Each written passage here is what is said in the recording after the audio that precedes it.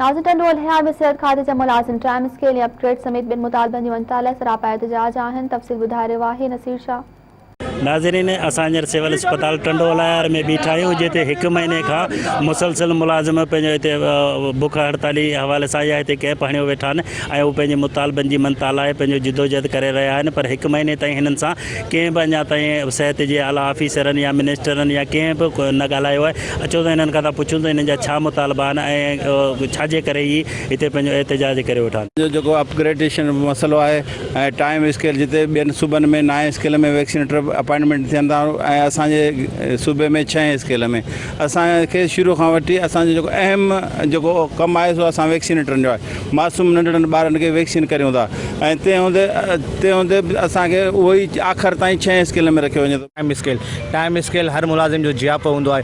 अफ़सोस जो मक़ाम आहे जो 6 ग्रेड में हिननि खां अपॉइंट कयो वञे थो ऐं हिननि खे 6 ग्रेड में रिटायर कयो वञे थो। बल्कि ॿियनि मुल्कनि ॿियनि सूबनि में जेको आहे 9 स्केल में अपॉइंट थिए थो, 16 17 में वैक्सीनेटर रिटायर थिए थो ऐं हिते वैक्सीनेटर 6 या 7 ग्रेड में रिटायर थी थो। वेठा आहियूं हिते एहतिजाज ते। असांजा मेन मुतालबो असांखे टाइम स्कूल उन खां पोइ जेके गावी जा 58 वैक्सीनेटर जेके 7000 खां कमु कनि पिया 2005 खां 7000 रुपए ते कमु कनि पिया।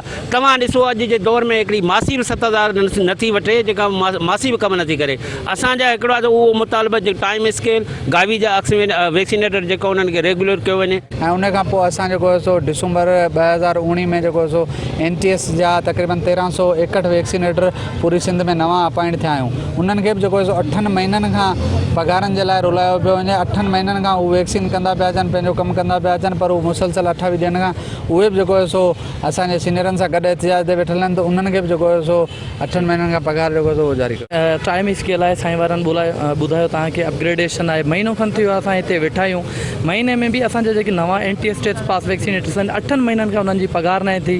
ही जेके फील्डूं कंदा आहिनि असांजी जेके हिकिड़े वैक्सीनेटर खे 50 खां 60 किलोमीटर यानी हिकिड़ी UC ॾिनी वेंदी आहे। उनमें फील्ड कंदा आहिनि। बाइकूं बि असांखे न ॾिनियूं वेयूं आहिनि। उनखां पोइ रिस्क अलाउंस आहे उहो बि असांखे कोन थो ॾिनो वञे। गॾोगॾु टाइम स्केल पंजाब में ख़ैबर पख्तूनख्वा में त हींअर उन्हनि जो अपॉइंटमेंट स्केल जेको आहे उहो 12 थी वियो आहे। अञा ताईं हिननि खे हिकिड़ी जेका आहे लीड कंदी आहे WHO ऐं UNICEF सॼी दुनिया खे इहा जॾहिं लीड करे थी तॾहिं असांजे पूरे मुल्क में मथे अपग्रेड थिया आहिनि।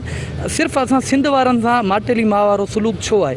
नाज़रीन जीअं त तव्हां ॾिठो मुलाज़िमनि जा तव्हां मुतालबा ॿुधा त उन्हनि जो चवणु आहे त सिंध जे जेके बि मुलाज़िम आहिनि पंहिंजे सिहत खाते जे हवाले सां उन्हनि सां माटे जी मां वारो सलूक आहे। कैमरामैन टीम सां गॾु नसीर मोहन शाह, मेहरान TV टंडोलायर।